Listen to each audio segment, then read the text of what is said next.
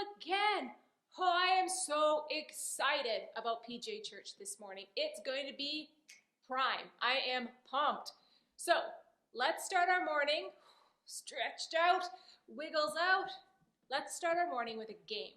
We are going to play a game called 20 seconds. Here's how it works.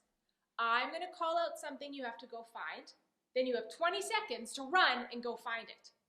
Here's the catch. Once you find that thing, you need to keep it with you for the rest of the game. So when you go find your second thing, you need to carry the first thing with you until all of a sudden you'll have all your things running around to find the last one. Are you ready? All right, stand up. The first thing you need to find is a stuffy. Go!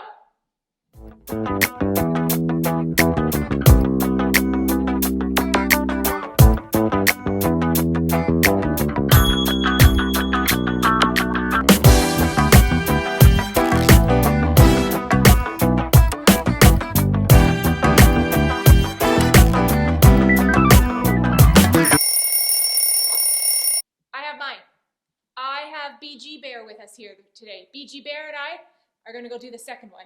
Ready, BG Bear? You hang it on tight? Okay. The second thing you need to get is sunglasses. And go!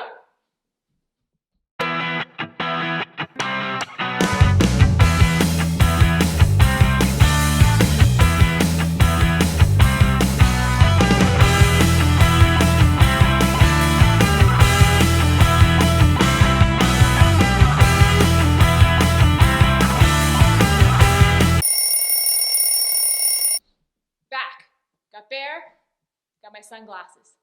Third thing you need to get is a scarf or a blanket. A scarf or a blanket. Go!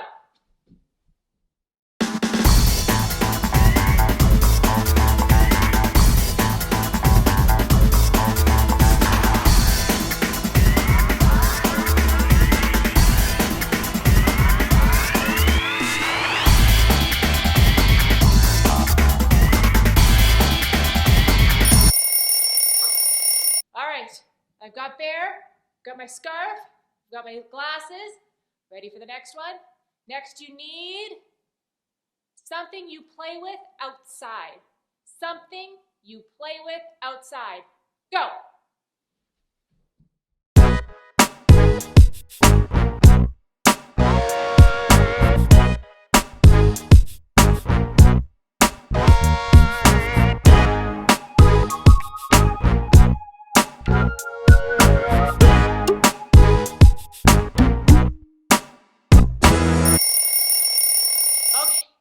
I've got bear, I've got beach ball, got my glasses, got my scarf. Ready for the last thing? Ready? Here we go. The last thing you need is a hat. Go!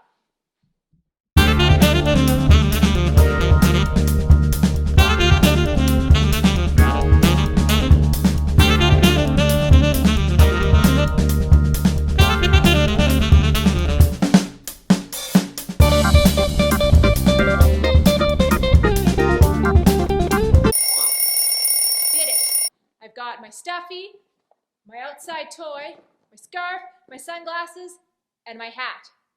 How about you? Did you find everything? Good job. All right, it's time to go meet Bag at the science lab and see what he's up to.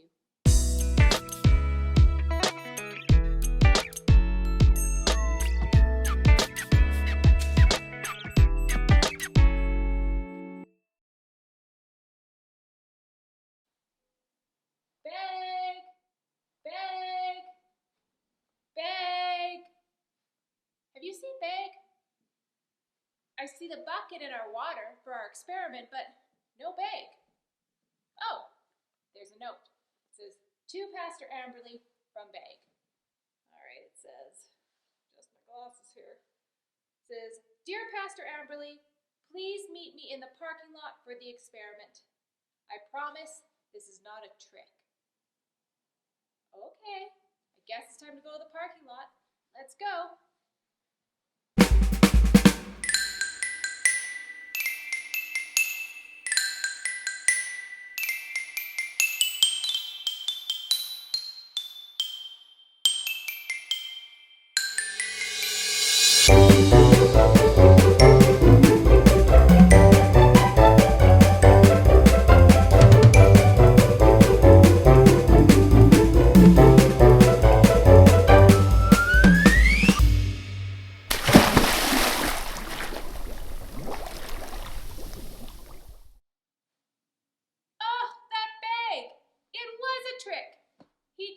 gravity. Oh! Wow. Let's get to some science here.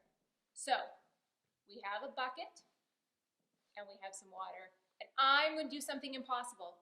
I'm going to take the water, put it in the bucket. I'm going to spin the bucket around and around, and no water is going to fall out. It's true. I am going to do something impossible. Watch. I'm going to take the water, fill up the bucket. Whoop, spilled. Fill up the bucket. I'm going to pick up the bucket, put it right here. I've got a good hold on it so it doesn't go crazy, and I'm going to spin it around, and none is going to come out. You ready? You watching? Think I can do it? Is this going to be very messy? Let's see. Watch. Nothing's coming out. And just to prove it wasn't a trick, I'll pour the water back into my vase. I have done something impossible. Now, we all know I can't do impossible things. So here's the science. Even though when I spun this for a moment, the water was right upside down, and you'd think it would fall out, it didn't. Now, if I just dump the water out, gravity pulls on the water and yanks it back towards the earth. But when the bucket is spinning, gravity is still pulling on the bucket and on the water, but the string is also making a force. The string and the motion of my arm, the force is going around and around in a circular motion. This is called centripetal force. Now, the centripetal force is stronger than the force of gravity pulling it down, so it keeps the water neat and tidy in the bucket, and nothing spills out. Fun fact, this is the same principle at work when you ride on a roller coaster and go around and around. Sure, those bars are there to keep you safe, but actually, it's the centripetal force while you sit there that keeps you tight in your seat. How cool is that? Now, we all know I can't do impossible things, but we serve a God who can. Let's go read a story and learn about how God used a girl named Esther to save his people.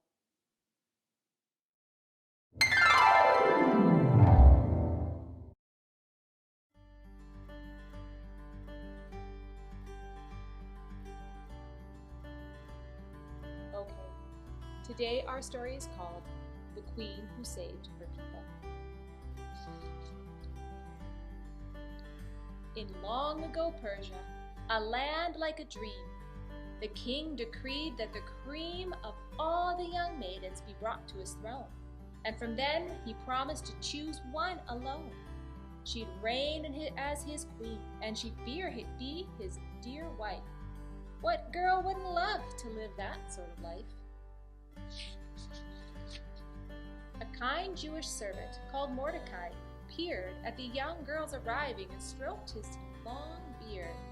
From far and from near they have come by the dozen, but none are so lovely as Esther, my cousin. So I'll take her to the king's hall, and if it is God's will, he'll choose her over all. The folk in the palace all loved Esther dearly, and soon came the day when the king announced clearly, "It's Esther I've chosen above all the rest."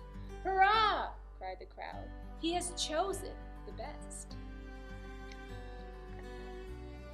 The whole kingdom stopped work to honor their queen, with feasts such as never before had been seen. At first, life was sweet for the happy young bride. Then Haman, a prince who was puffed up with pride in some sneaky way, got the king to decree, "Now Haman's head servant, to him bend your knee." The other poor servants just had to obey, and Mordecai stroked his long beard with dismay. "Jews bow to their God," said the gentle old man. "Bow down before Haman? There's no way I can." When Haman found this out, he narrowed his eyes and ran to the king with a whole pack of lies. The king, all befuddled, at last said, "Okay, your head servant, Haman, will do it your way." And what was the terrible thing Haman planned? To kill every Jew in the whole Persian land. Now tears of despair flowed from Mordecai's eyes. Each street that he wandered was filled with his cries. It seemed from such evil could never come good. Then God's Spirit touched him, and he understood. Queen Esther was Jewish. God gave her that throne so her people would not face their trouble alone.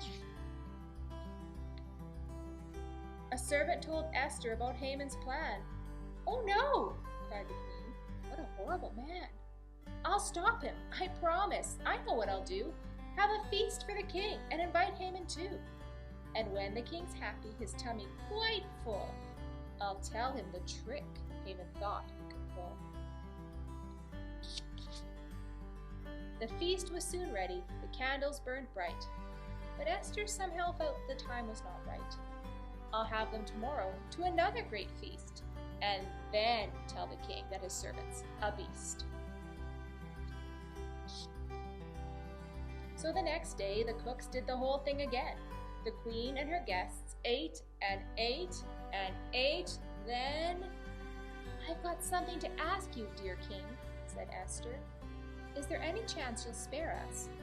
Would you have your queen killed and her people too?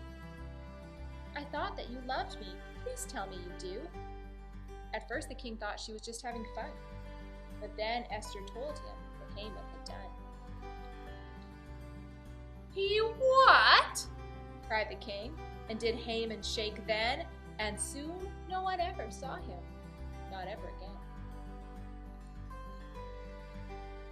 Good Mordecai took over Haman's old job.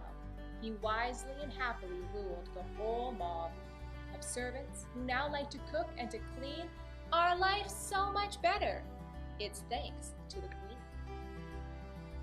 Then all of the Jews in the whole Persian land held a Thanksgiving feast. 'Twas the first ever planned. We thank God for Esther. To him we sing praise. We'll thank him and trust him the rest of our days. And Jews to this day, every year, read the tale of Esther, who showed them that God's love will not fail. The end. I love that story.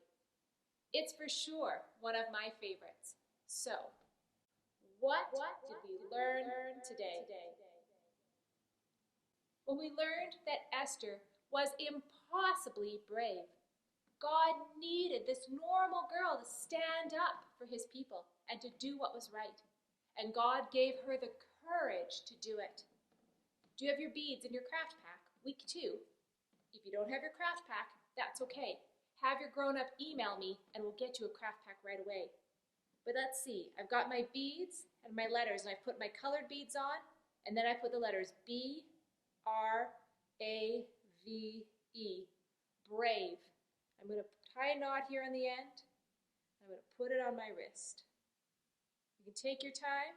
If you need a couple more minutes, as always, you can pause me. You can always finish it up later too. I'm going to put this bracelet on my wrist. And it's going to remind me this week that God can give me impossible amounts of courage. He can make me impossibly brave. Why might you need courage this week? Let's think. Maybe at school. Maybe you need to be brave to stand up like Esther and do the right thing. Maybe someone's getting picked on or someone's cheating or something like that, and you need to be brave to say, hey, that's not okay. Or maybe you're feeling nervous with the news, and maybe you saw something on TV and it's making you feel scared. God can make us brave in those situations too. We serve a God who wants to give us impossible amounts of courage, to make us impossibly brave. Now, in the next couple of weeks, I want you to send me in pictures of you and your very favorite furry friend, alive or stuffed. I'll let you know why in a little bit, but for now, just email me your picture of you and your favorite furry friend. Now, before we close today, we're going to pray.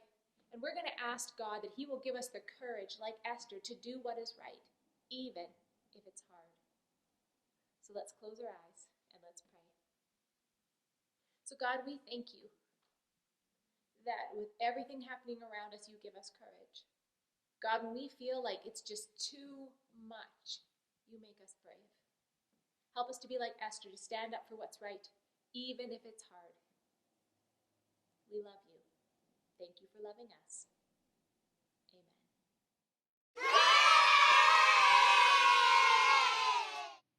Amen. How do the aliens get their baby to sleep?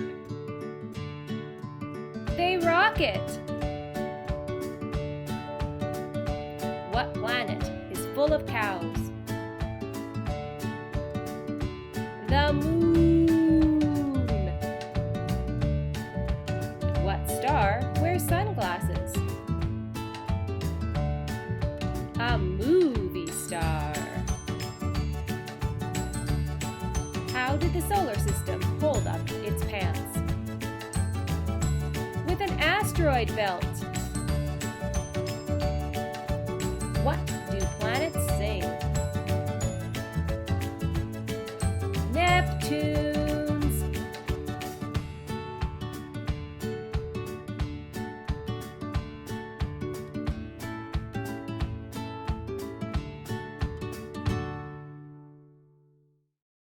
Path, exerting what we call centripetal,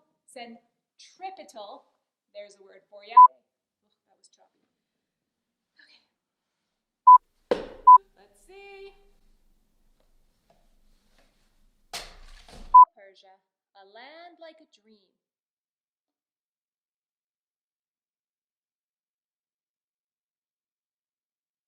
Recording? Yeah.